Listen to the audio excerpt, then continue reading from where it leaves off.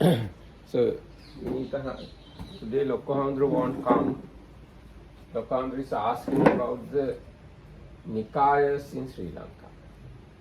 Nikaya means, now we say Diga Nikaya, long discourses. Majjhima Nikaya, middle length discourses.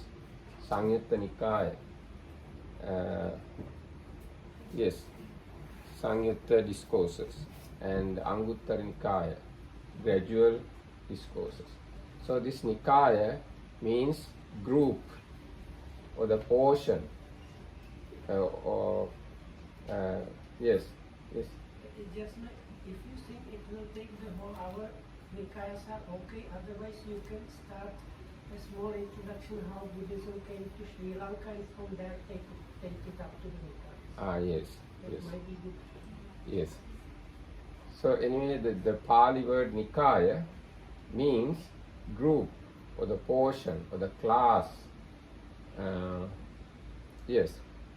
So the word Nikaya we can find in the Tripitaka or the three baskets or in the scriptures, and as well as in the Sangha community.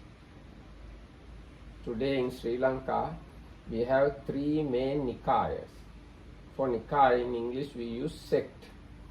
We have three sects. They are Siam Nikaya. Siam means Thai. Siama or the Siam. Siama is a word for Thailand. So Siam Nikaya means Thai Nikaya or Thai sect. Next one is Amarapura Nikaya. Amarapura is a word for one capital in Myanmar. It was the capital of Myanmar. So Amarapura Nikaya means in English we call Amarapura sect. And Ramanya is the third Nikaya. And Ramanya is again a name for a capital or the area in Myanmar. So we call it Ramanya Nikaya or Ramanya sect.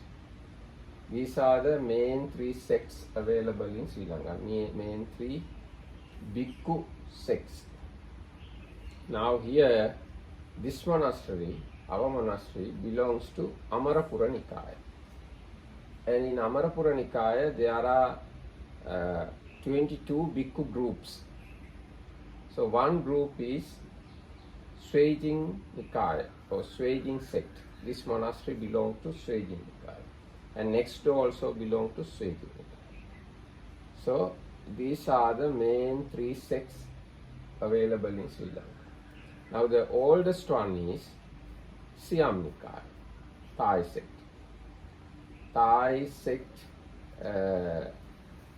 is the oldest, as well as we consider it as a royal sect, because king imported the Nikaya and king gave all his privileges to that Nikaya.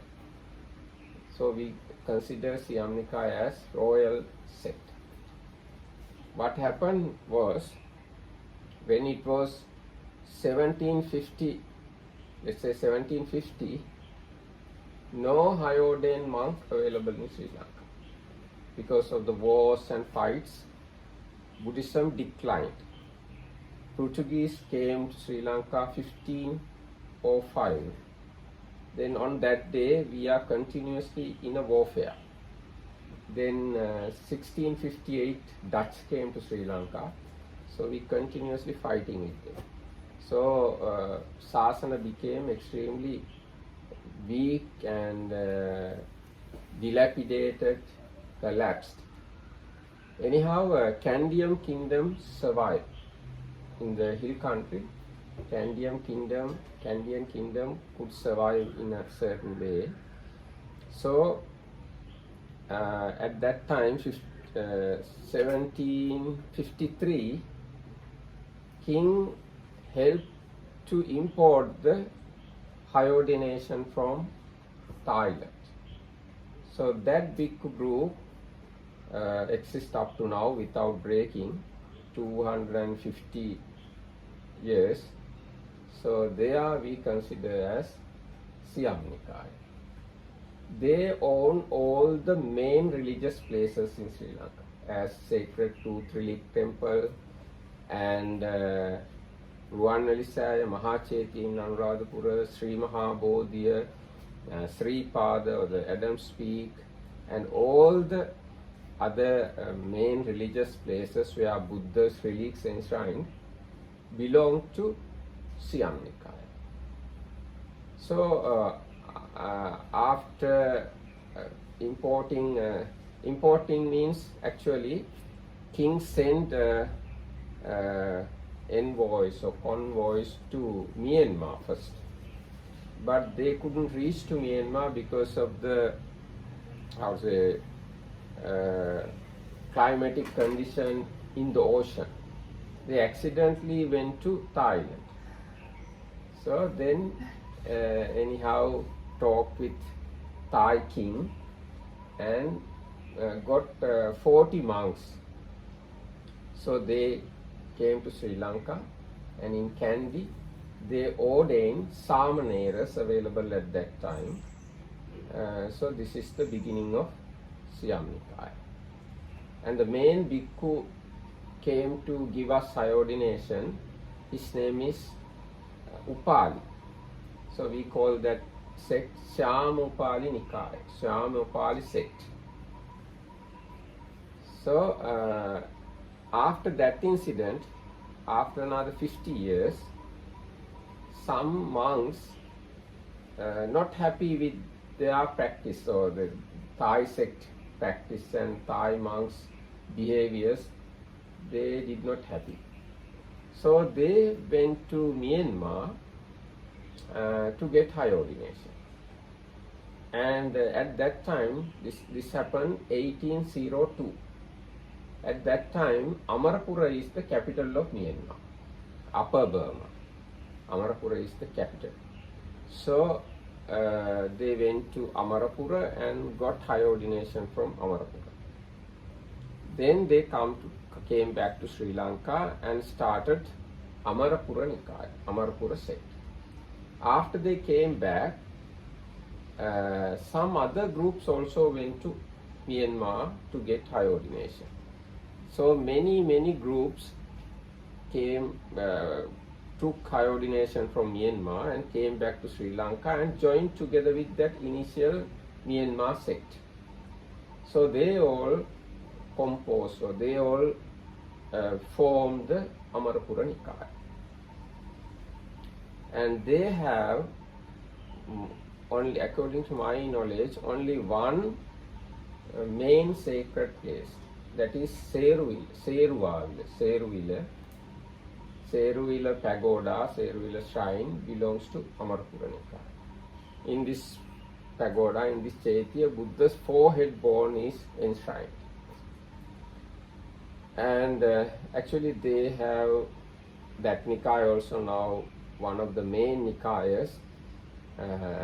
According to my understanding, they have maybe 5,000 monasteries or temples, even more than that. Even the very famous monks like Balangoda Ananda Maitriya and Narada, Piyadasi, and Venerable Madiye Panyasiha, Perukane Chandavimala, and Vajiranyana, Palani Vajiranyana, all those monks belongs to Amarapura Nikaya. Even the Polgasduga monastery, where these Jnana, Tiloka Jnana, Ponika Jnana, Veera Jnana, Lesa Jnana, Ramita, etc. All these monks belong to Amarapura Nikaya. And in 1862, another group went to Myanmar and got high ordination from Ramanya area. Ramanya is the capital of Myanmar at that time. Previously, capital city was Amarapura, and the king changed into Ramanya. So that king is actually important king. He helped to called the Sixth Sangha Council also. His name is Thibaut, according to my memory. I can't remember his name. Now, Thibaut is the last king of Myanmar, previous king. Last king means English captured the Myanmar. Just before that, this particular king was there in Amarapura.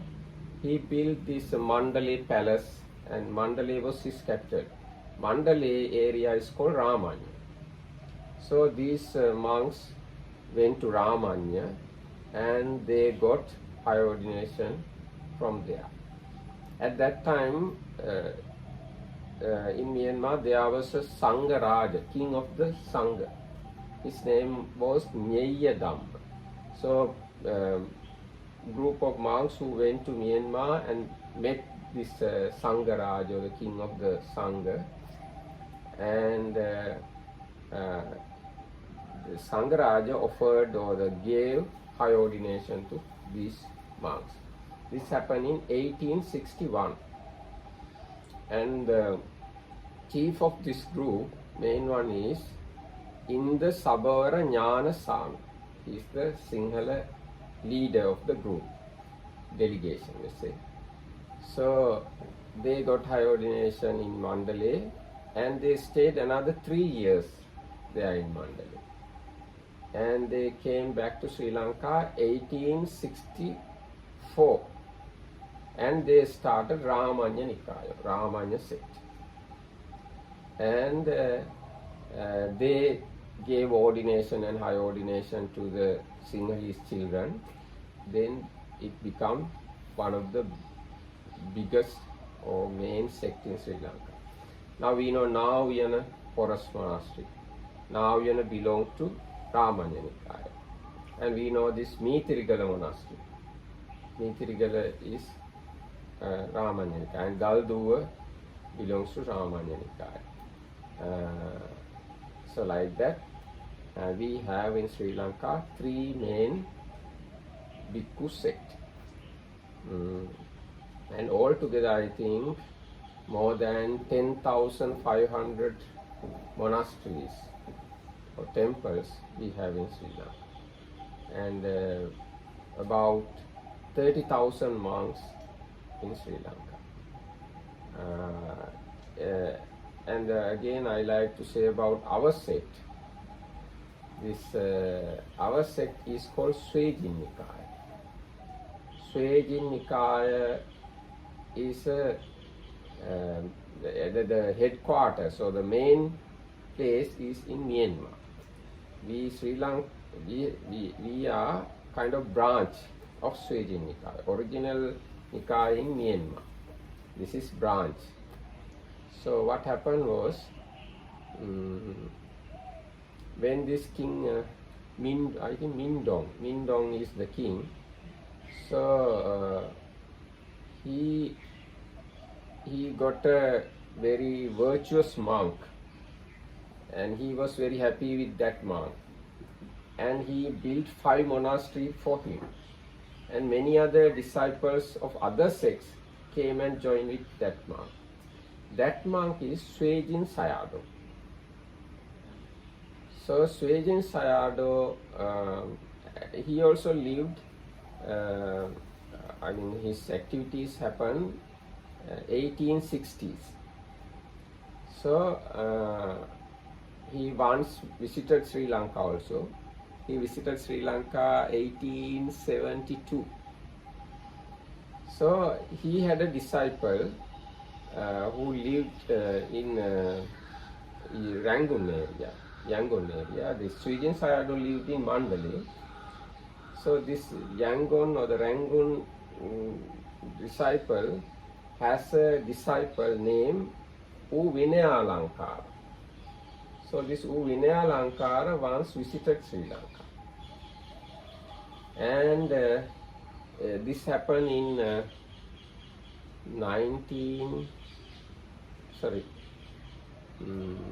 this happened in 1905. 1905, that disciple visited Sri Lanka, and he helped to renovate Mahachaitya, Ruwanveli Saya also, because it was collapsed and decayed at that time. And after visiting religious places in Sri Lanka, while he was walking back to the Colombo to get the ship to go back to Myanmar, actually those days they did not use that much vehicles, they walk.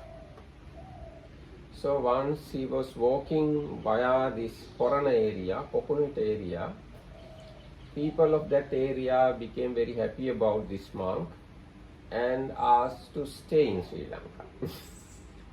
So they offered piece of land to him, and people built small huts for him, and he has his friend, maybe few monks,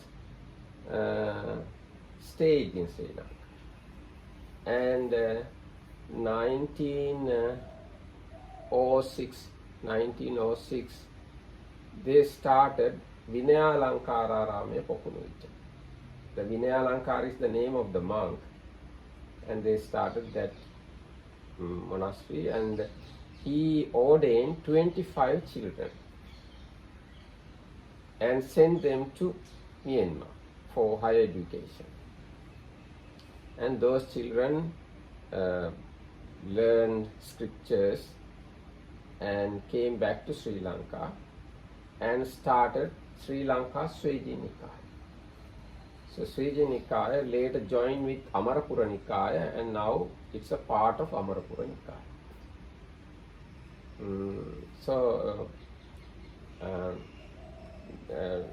Now when our teachers, our Lokohandro's teacher, this Sumatipala, Venerable Sumatipala, he also went to Myanmar, I think about 1907, something like that. And he also did his studies in Myanmar, came back to Sri Lanka and joined with the Sweji Nikaya. So now we belong to Sweji Nikaya, it's a part of Amarapura Nikaya. Now we have about 85 monasteries. This is a small sect, Sweji Nikaya, small sect. And we have about 300 monks. But in Myanmar, Sweji Nikaya has 50,000 monks, which is the second biggest Nikaya in Myanmar. Myanmar has two main sects. One is called Sudhamma Nikaya. Next one is Sweji Nikaya. Sudhamma Nikaya has Samaneras and Bhikkhus altogether 400,000 monks, let's say 400,000 monks Sudhamma Nikaya has. And Sweji Nikaya has 50,000 monks. So Sri Lanka, we have the branch of Sweji Nikaya. And if I say some more things about Nikayas, Thailand you have two main Nikayas. They are Dhammayuttika Nikaya and Mahanikaya. Myanmar has two main Nikayas. These are Sudhamma Nikaya and Sweji Nikaya. Sri Lanka we have three main Nikayas. They are Siam Nikaya, Ramanya Nikaya and Amarapura Nikaya. All they are one Theravada group, because their high ordination always unbroken from the history. Now if we go a little bit back to the history, now I said we imported high ordination from Myanmar, but we have already exported high ordination to Myanmar in 14th century. 14th century, Myanmar bhikkhus came to Sri Lanka and got high ordination from Sri Lankan monks, and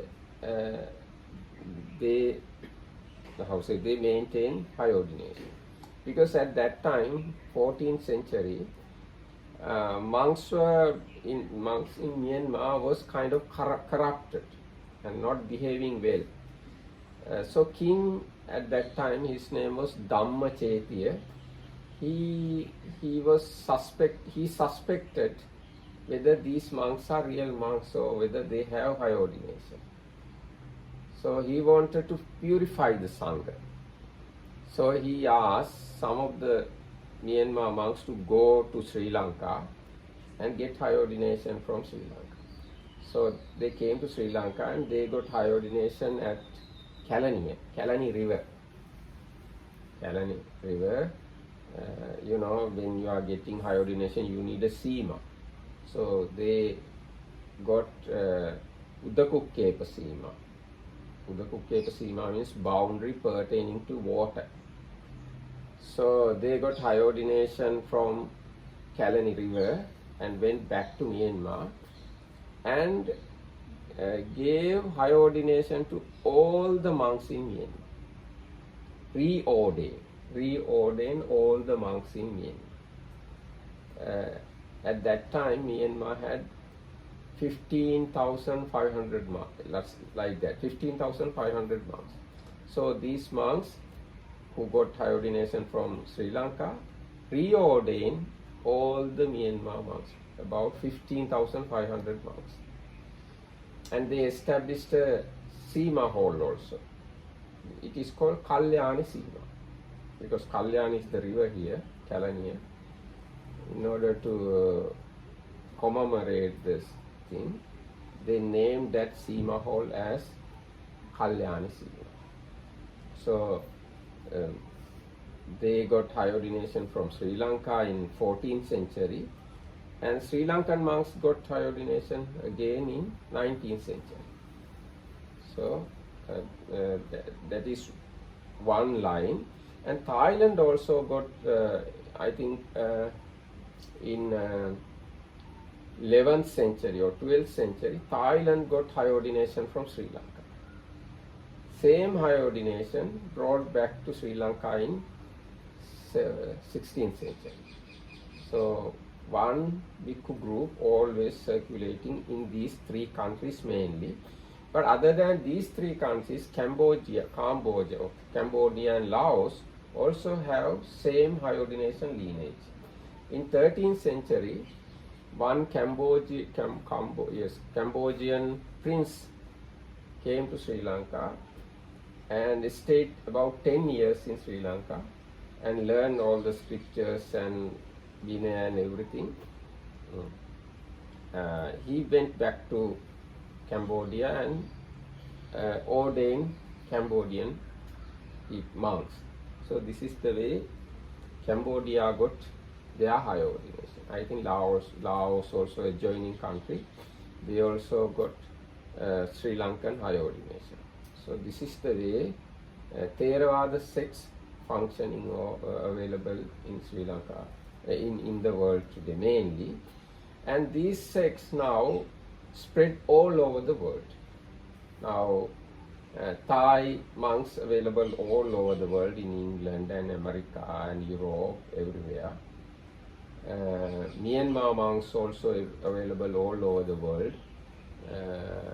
And Sri Lankan monks also available all over the world. So they all are one group, one high ordination lineage, one unbroken lineage of Buddha's disciples. They are called Theravada. Thera means elder. Vada means, we can say, ideology.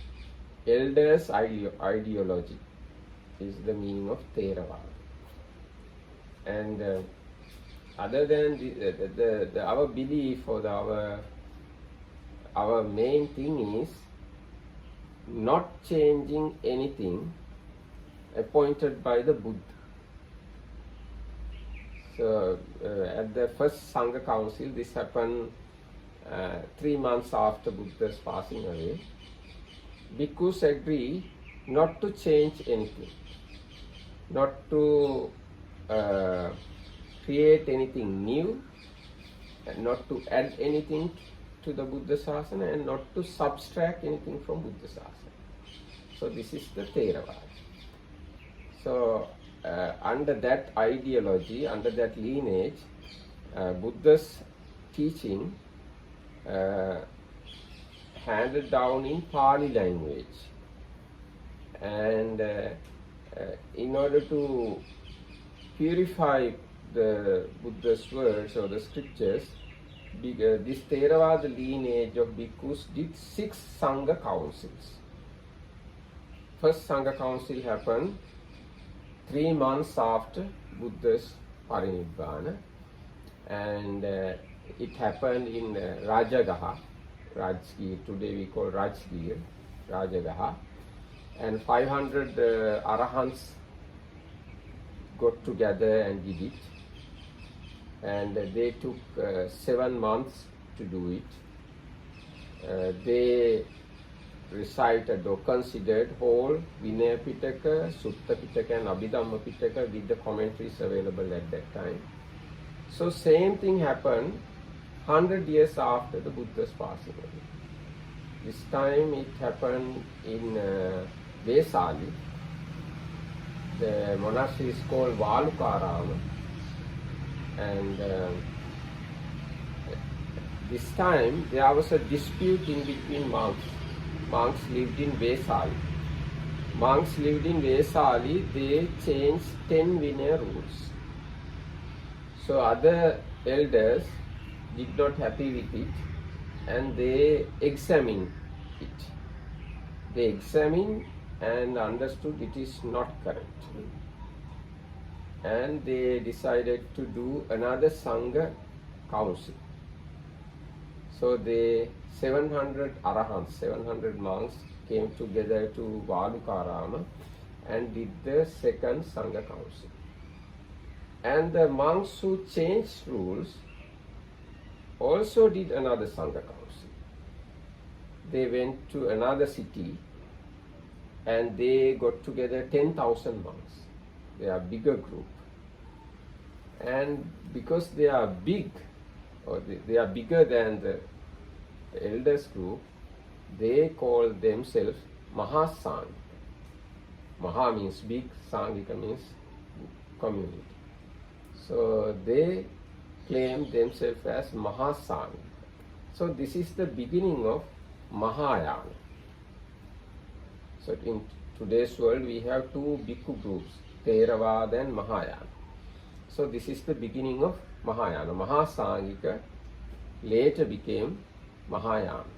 Not only Mahasangika, even some other groups from Theravada joined with Mahasangikas. Then the third occasion at the time of Emperor Asoka, this is 236 years after Buddha's passing away, this happened. Actually, at the time of Asoka, there were 18 schools, 18 bhikkhu groups, Theravada and another 17. So, at the time of Asoka, Emperor Asoka became happy with the bhikkhus, happy with all these 18 groups, and supported very much in the sense, gave too much requisites, food, lodging, robes, and all these things. And other sectarians, other religious people did not get anything, because king gave all his support to monks, Buddhist monks. So other sectarians became very sad and unhappy because they don't get anything. They themselves took the robe sometimes, and some of them came to the monasteries and asked the ordination. After getting ordination, they did whatever they wanted. They practiced their religions in the robe. While living in the robe, they practiced their own religions. So, because they practiced their own things, bhikkhus decided not to do uposatha together with them. You know what uposatha means? Uposatha, every 2 weeks monks do something called uposatha. We recite Buddha's rules. So this is called uposatha. So monks decided not to do this ceremony. So uposatha did not happen 7 years. So after, So it's good to say because starting with the Buddha, one time there were some monks that were saying we follow the rules but cover up. So that time Buddha himself left. So I think it was similar situation because the monks really don't want to follow, the other monks don't want to do it. cover up means? No, they pretend they are. The incident with the Buddha, one monk was pretending he purified himself and everything, and the Buddha said there is somebody in the assembly who is like. Okay. Yes, this is only applicable for Buddhas, not for other monks. Yeah, but we are not supposed. If you are not purified, you are not supposed to do because of it. No, your purity is here. If you do apati desana, that much is enough. At the incident happened in Buddha's time, Buddha said it is impossible Buddha to do uposatha with impure monks, not for other monks. It is not applicable for other monks. Other monks, they don't know whether monk is pure or not, but Buddha can see through his divine mind other monks are pure or not. That's why Buddha said there is impure. Actually, Buddha did not say even at that occasion. Buddha just sit down without doing uposatha. Then Arahant Moggallana observed all the minds of the monks and caught this is the impure monk. So this happened in Buddha's time. It's not really applicable here. Here there are there are slight offences. If you do uposatha with impure monk or not ordained monk with the hatta pasa, within the palm length, it's a dukkat offense, slightest offense. So because of this reason, monks at the time of Emperor Asoka, they did not do uposatha. Yes. You said that only Buddha can see impurity in minds of other people. But then you say that Arahant Mugavana. Yes. So if I put the word only, it is not correct. So even other arahants can see, but only Buddhas do not do uposatha with impure monks. I think arahants can do it. It is applicable only for Buddhas. So at the time of Emperor Asoka, this happened. Then Emperor came to know that bhikkhus don't do uposatha, and he sent a minister make monks to do uposatha. Then that minister asked monk to do uposatha. Then monk said, no, we don't do. Then he took his sword and started to cut the heads of the monks. So, while he cutting the heads, he came to a person that he was a brother of Emperor Asoka, that monk. That monk was a younger brother of Emperor Asoka. So he couldn't he hesitated to cut his head and went back to king and said, "Oh king, you asked me to make bhikkhus to do uposatha." Then they said no. Then I started to cut their heads, and I came to the place where this, his name is, I can't remember, maybe Tissa. The Tissa's place. Then I can't cut. I hesitate to cut his head. What to do? It's very unwholesome. Yes, it's very unwholesome. It's very unwholesome. So king became extremely frightened. King thought, I have done extremely bad, unwholesome deed. So king had a doubt whether this demerit owned by the king or that minister or by anybody else. King had a great confusion.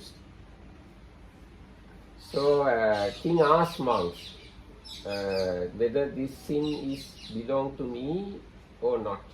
Then some monks said, it is because of your order that minister came to monastery and did this.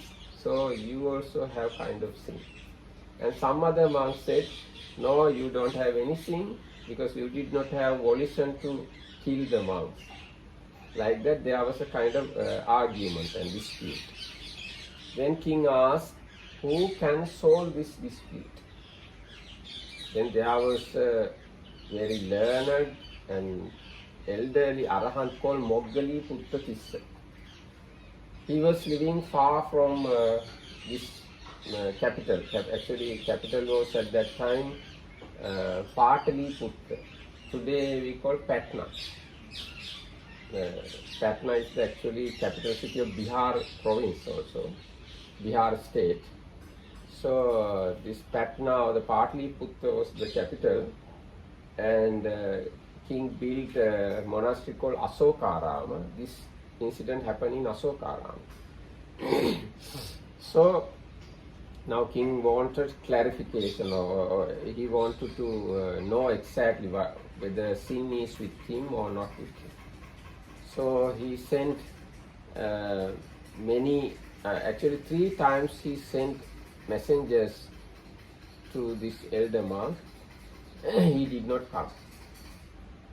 Then king asked why he is not coming.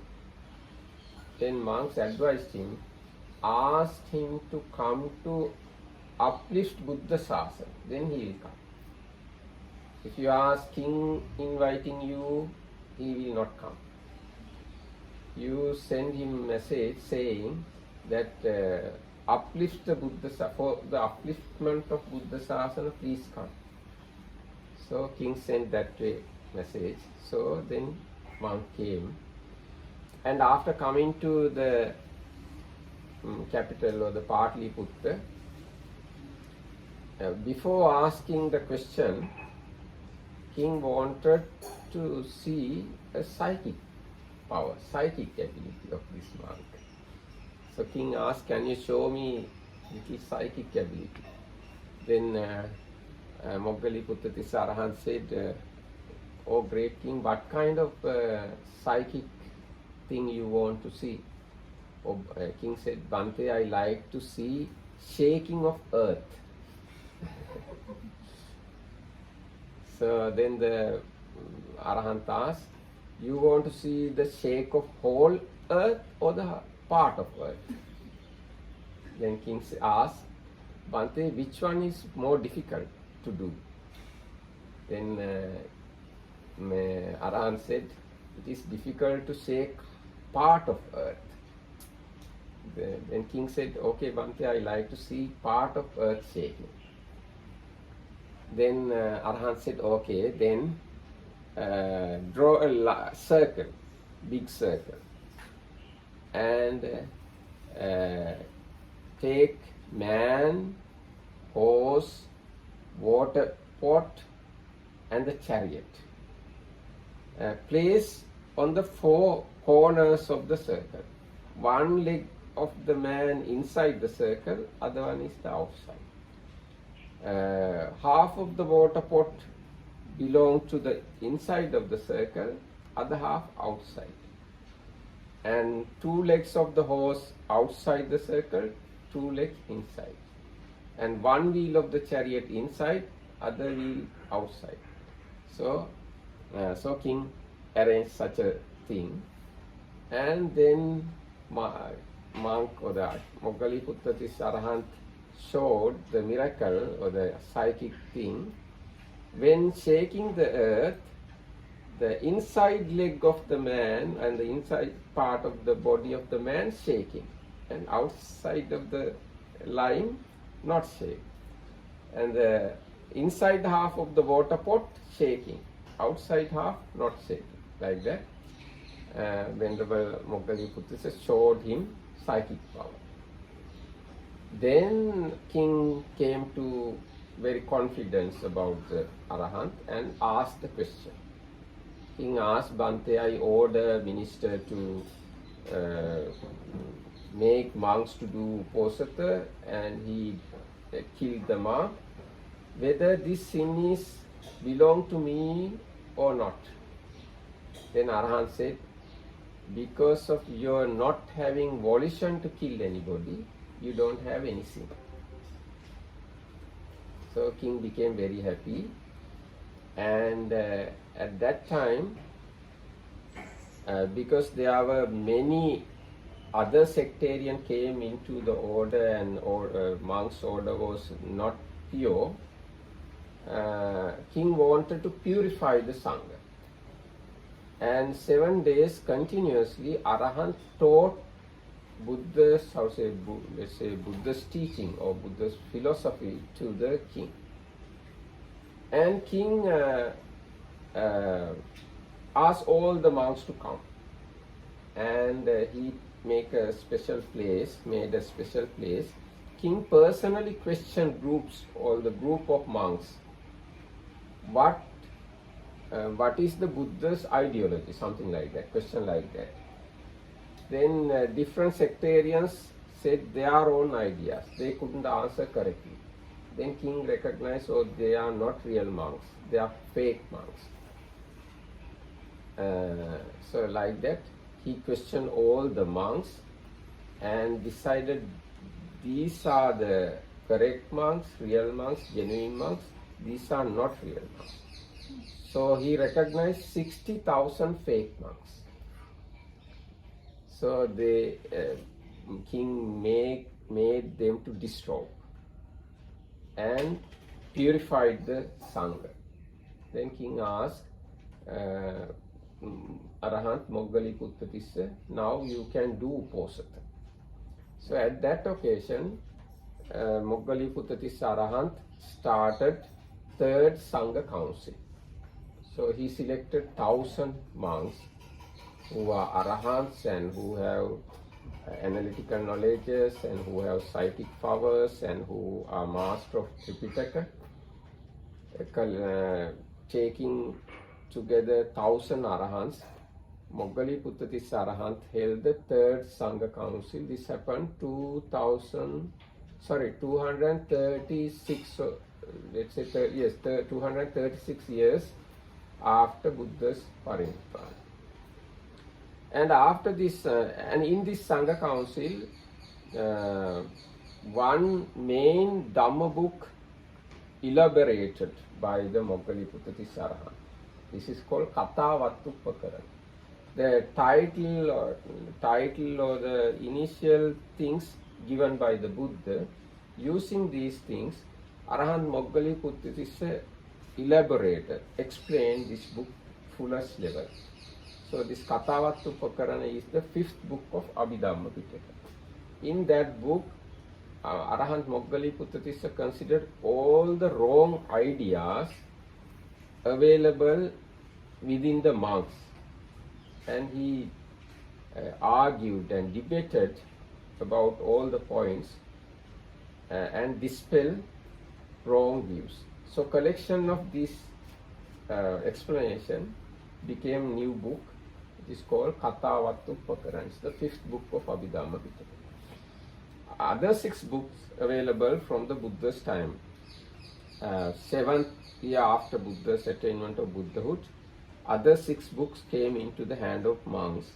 So this fifth one completed at the time of third Sangha council. And after third Sangha council, Arahant Moggaliputta considered what will happen to Buddha's dispensation in future. And he saw Buddha's dispensation disappeared in India quickly. But it will remain in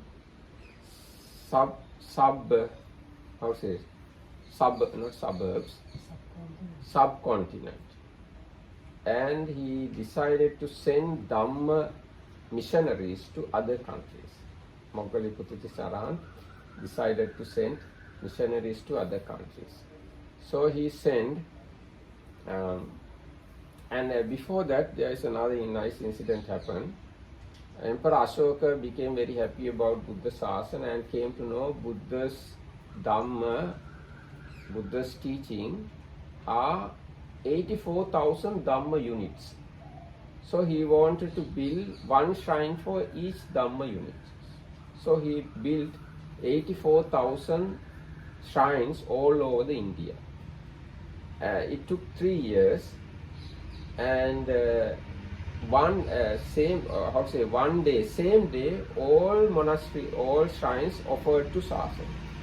So Arahants showed using psychic powers, offering incident happening in all over the India. From Ashoka Rama, Ashoka Emperor, Ashoka could see all the monasteries, ceremony of monasteries offering to Buddha Sasana at one time.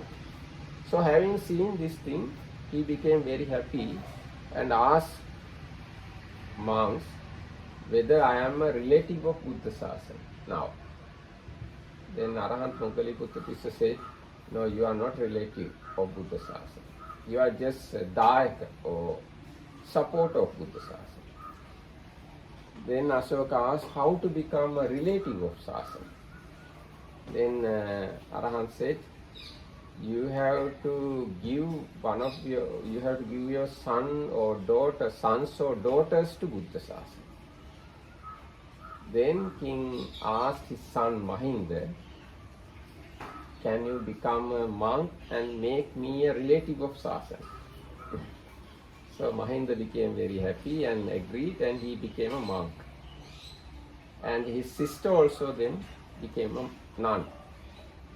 So after having this Sangha Council, third Sangha Council, Moggaliputta Tissa Arahant wanted to send Dhamma missionaries to other adjoining countries. So he sent Arahant Mahinda to Sri Lanka. He is the Emperor Ashoka's son. In the meantime, he became Arahant. Yes, he became Arahant at the day he got ordination. Arahant Mahinda became an Arahant, the Prince Mahinda became an Arahant the day he got his ordination. So, Arahant Mahinda came to Sri Lanka with another 5 monks, an Upasaka and a Samanera.